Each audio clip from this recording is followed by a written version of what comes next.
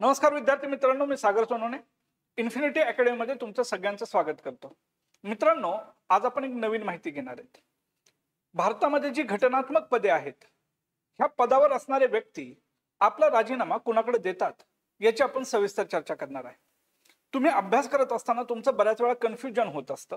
हे कन्फ्युजन आज आपण दूर करण्याचा प्रयत्न करू। आपण राष्ट्रपतीपासून सुरुवात करू की राष्ट्रपती कुणाकडे आपला राजीनामा देतात। पहिला मुद्दा बघूयात मित्रांनो। भारताचे राष्ट्रपती आपला राजीनामा उपराष्ट्रपतींकडे देत असतात। अर्थात राष्ट्रपती भारताचे घटनात्मक प्रमुख आहेत। ते भारताचे प्रमुख नागरिक आहेत, प्रथम नागरिक आहेत। भारत सरकारची सर्व कामं ही राष्ट्रपतींच्याच नावे चालवली जातात।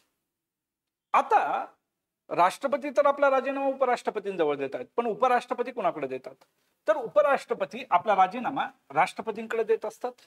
त्याचबरोबर एक महत्त्वाचं पद आहे जो कार्यकारी प्रमुख भारताचा आहे, ते म्हणजे भारताचे पंतप्रधान।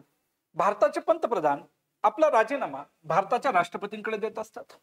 जसं पंतप्रधान असतं तसंच पंतप्रधानांचं स्वतःचं एक मंत्रिमंडळ असतं, आणि ह्या मंत्रिमंडळातले जे केंद्रीय मंत्री असतील ते आपला राजीनामा राष्ट्रपतींकडे देत असतात। पॉलिटिक्सचा अभ्यास करताना तुम्ही पाहिलं असेल, पंतप्रधानाचा राजीनामा हा मंत्रिमंडळाचा राजीनामा असतो, पण एखाद्या वैयक्तिक मंत्र्याने राजीनामा दिला तर तो मंत्रिमंडळाचा राजीनामा असत नाही। हे तुम्ही समजून घेण्याचा प्रयत्न करा।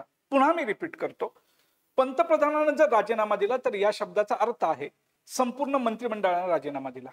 परंतु मंत्रिमंडळातल्या एखाद्या मंत्र्याने जर राजीनामा दिला असेल तर तो सगळ्या मंत्रिमंडळाचा राजीनामा होत नाही।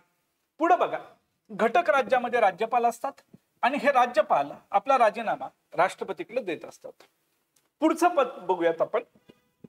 संरक्षण दलाचे जे प्रमुख असतात, आपल्याजवळ 3 दल आहेत, एक मिलिटरी आहे, एक नेव्ही आहे आणि आपण एअरफोर्स आहे। ह्याचे जे प्रमुख असतील ते आपल्या पदाचा राजीनामा राष्ट्रपतींकडे देतात। म्हणजे एक गोष्ट तुमच्या लक्षात येते मित्रांनो, जी घटनात्मक पद आहेत त्यातल्या बरेचसे पदांचे राजीनामे हे राष्ट्रपतींकडे सोपवले जातात, कारण की ते घटनात्मक प्रमुख आहेत। अर्थात ते जरी रबरी शिक्का असले तरी घटनात्मक प्रमुख आहे। पुढे बघा, जे महालेखपाल आहेत ते सुद्धा आपल्या पदाचा राजीनामा राष्ट्रपतींकडे देतात। महान्यायवादी कोण असतो? महान्यायवादी म्हणजे एक प्रकारे तो भारत सरकारचा वकील असतो। भारत सरकारची बाजू उच्च न्यायालयात किंवा सर्वोच्च न्यायालयात ठामपणे मांडण्याची भूमिका ही महान्यायवादीची असते, आणि महान्यायवादी आपला राजीनामा हा राष्ट्रपतींकडे देत असतो।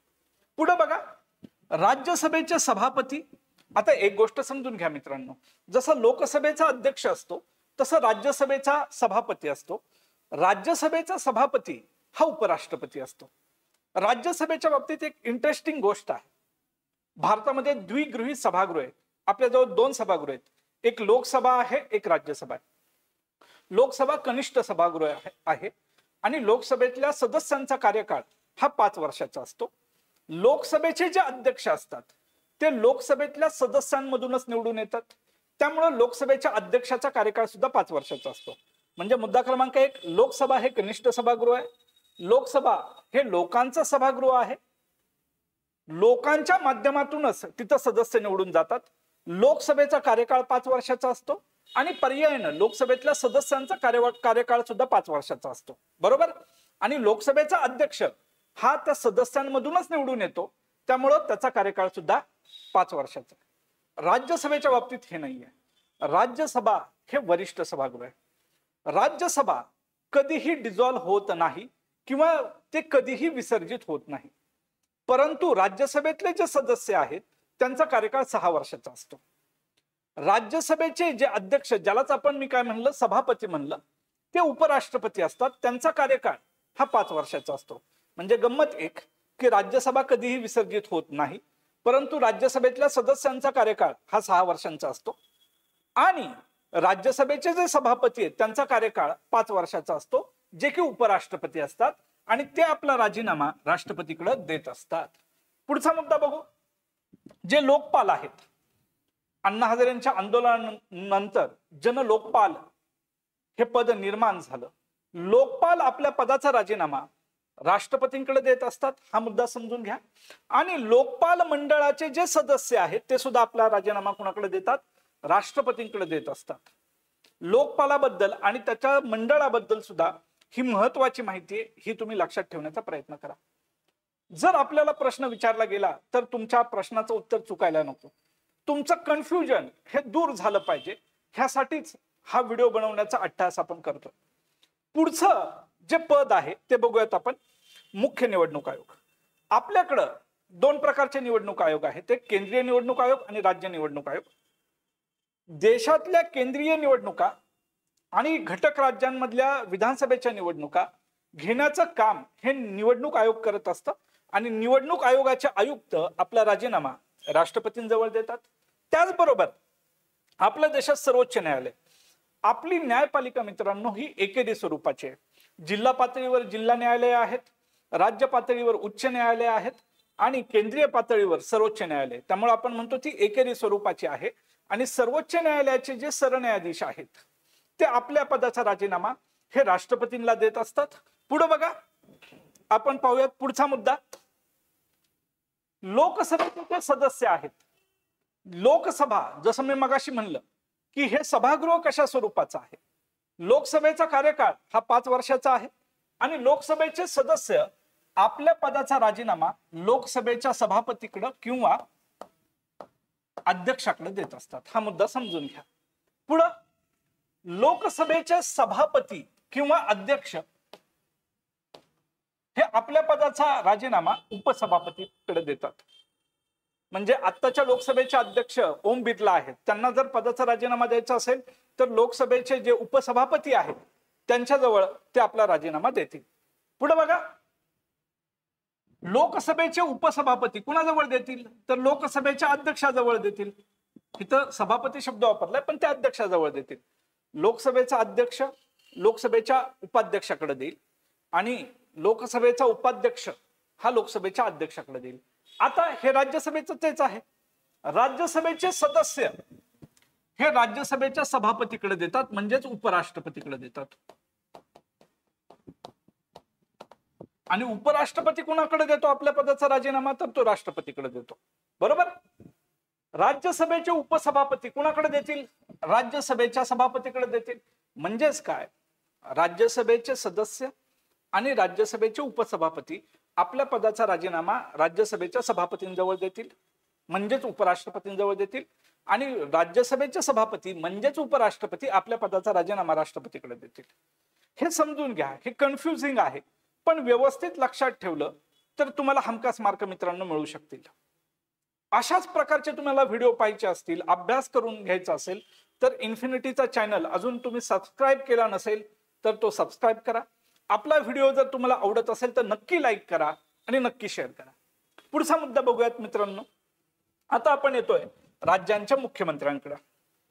घटक राज्यातला जो कार्यकारी प्रमुख असतो तो मुख्यमंत्री असतो आणि मुख्यमंत्री आपल्या पदाचा राजीनामा राज्यपालांजवळ देत असतो.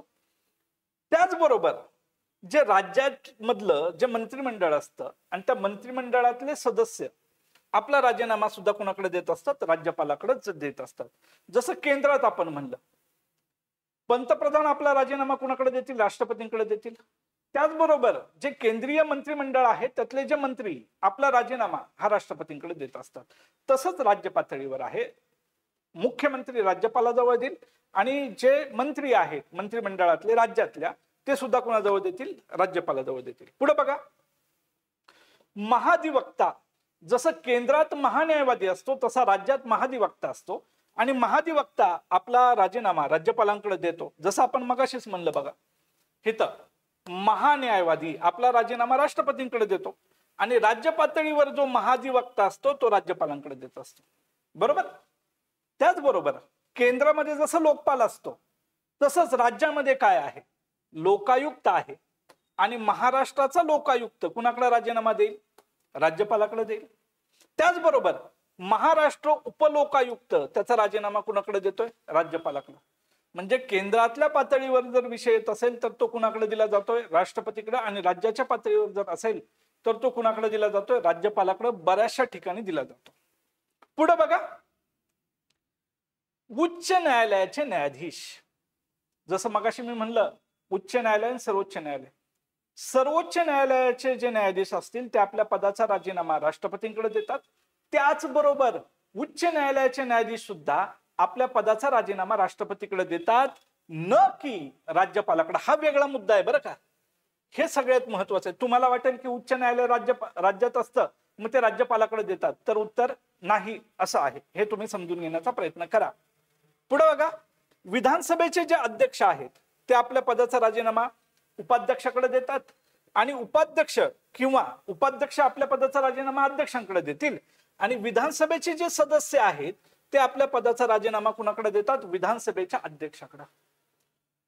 थोडंसं कन्फ्युजिंग आहे, फॅक्च्युअल डाटा खूप सारा आहे, पण जर व्यवस्थित अभ्यास केला तर हे नक्कीच लक्षात राहू शकतं. भारतीय राज्यघटनेचा अभ्यास सोपा आहे, पण त्याला आवड घेऊन जर तुम्ही ते पाहिलं तर नक्कीच तो चांगल्या पद्धतीने अभ्यास होऊ शकतो.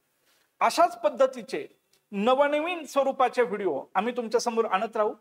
आजच्या लेक्चरला आपण थांबूयात. धन्यवाद.